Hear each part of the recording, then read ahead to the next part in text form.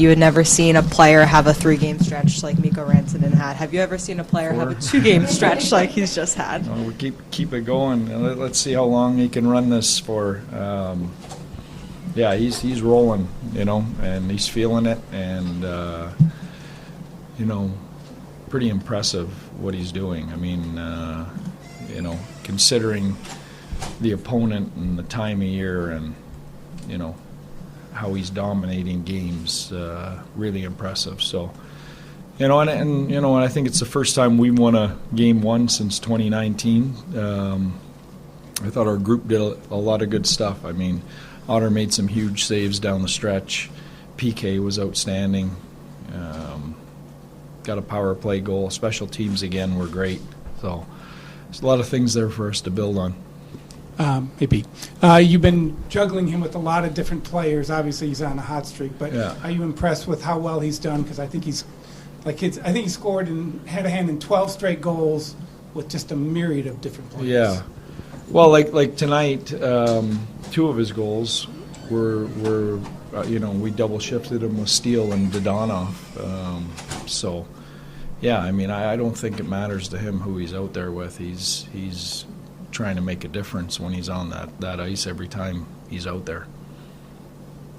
I was going to ask about the double shift. Is that a case that you had planned it all along, or is that a coach feeling the specialness of his moment right now? Yeah. Well, I think, he's used to playing big minutes in Colorado with McKinnon. We've traditionally been a 4-line team, so he's taken a little bit of a haircut ice time-wise with us.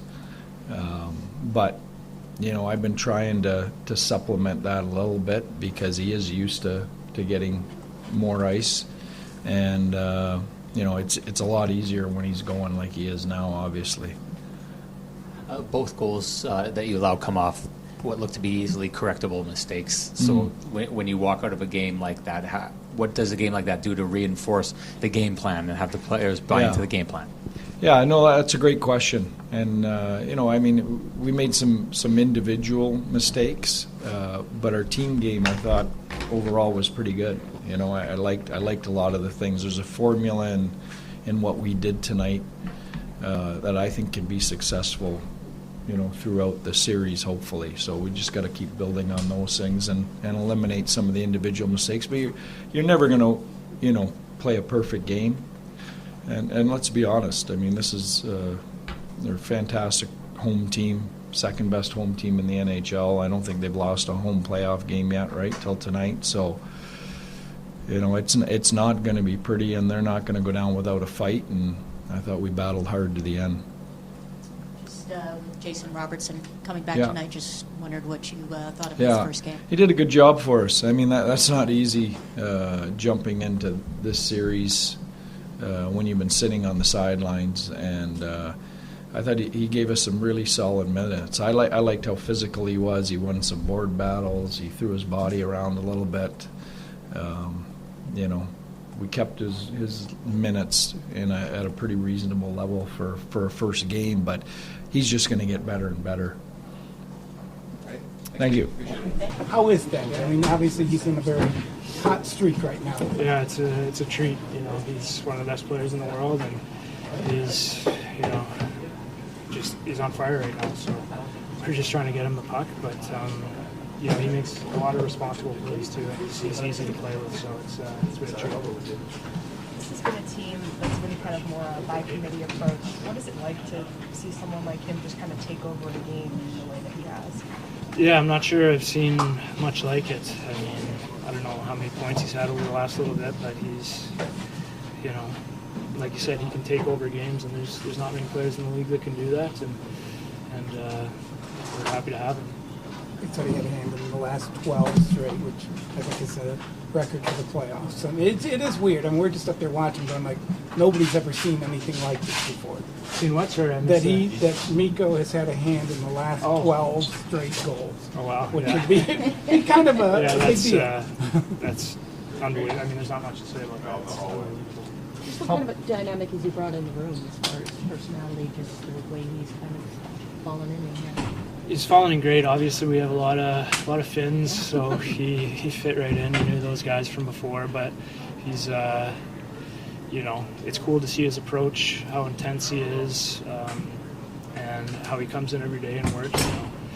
You'll see him after practice just working on little things, so it's easy to see why he is the player he is. How was it to play the white out here in Winnipeg? It was interesting. I mean, it's a loud building. It's a passionate fan base. It's always looked cool on TV, so to see it firsthand, it's a cool atmosphere. But we tried our best to limit the crowd's momentum because they can definitely play a part in the game. How'd that feel? I mean, we won the game. It feels great. But personally, it's the first one for you in a couple of weeks. Yeah, I thought I was trying to get my feet wet, not make any big mistakes. Try to keep it simple and just keep building on it. Was that your team also strategy? It seemed like you guys played a very smart game. Yeah, I mean, game one on the road, you don't want to try to feed their offense with lazy plays. They kind of learned that in that series against Colorado. Watching it, being in those meetings was a big emphasis. So I thought we played pretty disciplined, other than, not talking about penalties, but discipline in our game, and that's a good recipe. You were a big fan of the game, of stats, of all that kind of stuff. What do you think about Miko? I think he scored had a hand in 12 straight goals. Just unheard of in the playoffs. Yeah, 12 straight. Yeah. Yeah, I've never heard of that. I don't think it's ever been done. There you go. We'll take it. But, I'm sure once we get some, come back in the lineup, hopefully we'll get Miriam back in the lineup. Everything else will start to build, and other lines will. I think everyone's playing great. Everyone's getting opportunities, chances. He's a premier player, so he gets he gets good bounces, and I'm sure everyone else will get good bounces too. So he's working hard. Everyone else is working hard, and I'm sure everyone in here is itching to take the load off him. But we're happy to take his performances, and we'll just find ways to win. How would you describe Ottinger, especially late there when he's getting scored? I think composed. That's a big word. Doesn't lose his cool. Even when he's on his back, I think he has that cool as a cucumber type thing. Just settle down, get back to the net, reset, and keep the puck out of the net. So, he's super experienced. I don't know how many playoff games. Gotta be 54 playoff games. I think this is his first Game 1 win, so that's pretty exciting. But he's so prepared for every moment, and we're going to need that in the playoffs. We want to be up a couple goals in the end of games, and we can go in those situations knowing we have the best at it. What's it like for you to have that injury happen in Game 82, a game that didn't really matter, and just have to watch that whole first round? Yeah, it was definitely frustrating. It was one of those things that just happened. I've never been injured in a long time.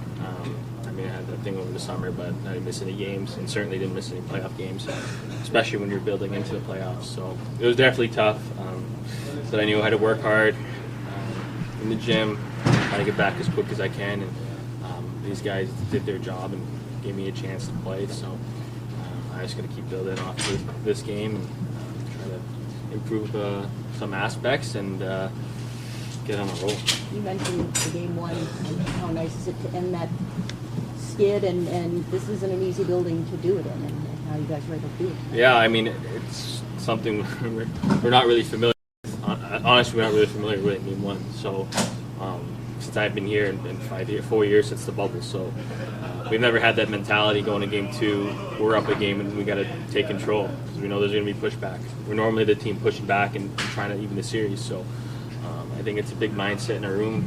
We got a lot of veterans in here who've done it over 5 years ago. So they're going to lead us. Coaches are going to prepare us because we have an opportunity here to get both. So we're going to expect the best in Game 2, and like you said, it's our ability to win it. So to get 2, it's going to take all of us. A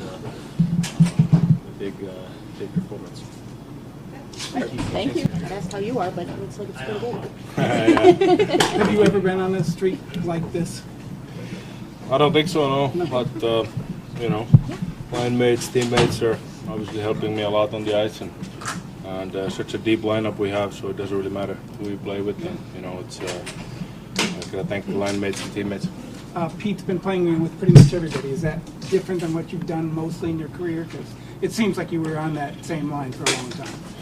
Yeah, I think it's a little different. Obviously, you know, this team can really roll 4 lines, and last 2 games Pete has kind of thrown me in there, some double shifting, and you know, I don't mind it if he wants to do that. I'm ready for it. Is it an adjustment at all? Doesn't seem to be, but I mean. No, I think I'm, you know, in Colorado days played a lot, you know, a lot big minutes, averaging above 20, sometimes 22 even. So I think obviously get used to it, but I think it's better the way you can roll 4 lines. I think it pays dividends in the end of the playoffs. Oh, I meant the different line mates. Oh yeah, it's like I said, there's such a deep lineup, and there's so good players even in the 4th line. You know, Daddy scored, like I said, 420 goals this year. You know, and he's in the 4th line, so it's a deep lineup, so it doesn't really, it's not hard. We've talked about all the Finns in the room, but what is it that allows you to just feel so comfortable in this group so quickly? Yeah, I think the Finns help, you know. Obviously, they're a good, dear friend of mine, and I knew them from before even I came to Dallas. But all the guys, you know, every rest of the team is a good friend of mine too, you know, now. So they've been very welcoming and helping me a lot to settle in. You're the first player in almost 40 years to score hat-tricks in back-to-back games, and the 3rd overall in the league. I mean, how do you just wrap your head around getting hat-tricks in those 2 back-to-back games? Yeah, sometimes it goes that way, you know. Even the 3rd goal goes off them and goes 5-hole. You know, those sometimes when you're doing or when you're going through a tough stretch, you know, you feel like you could only pray for those, you know, and those never come. So it's sometimes it's up and downs in hockey, and now it's going well individually and as a team, but it's important in the playoffs, like I've said before, you know, if you win or you have a good game, never get too high, you know, just you gotta reset, enjoy for 5 minutes after the game, and then reset. Winnipeg had the expected push. And just what do you think about it, especially down the stretch there? Yeah, I thought it was excellent. You know, I think we played good 2 periods, and then they were pushing really hard in the 3rd, and we kind of sit back maybe too much. You know, I think we talked about trying to be aggressive, but they're obviously a really good team. They were pushing, so we were kind of on our heels, but Otter was the difference maker in the 3rd. Nice save by Lundell there at the end. Yeah, he's a crazy good defensive defenseman. You know, he's just always in the right spot with his stick and body, and I'm glad to be on his side. Thank you. All right, thank you very much.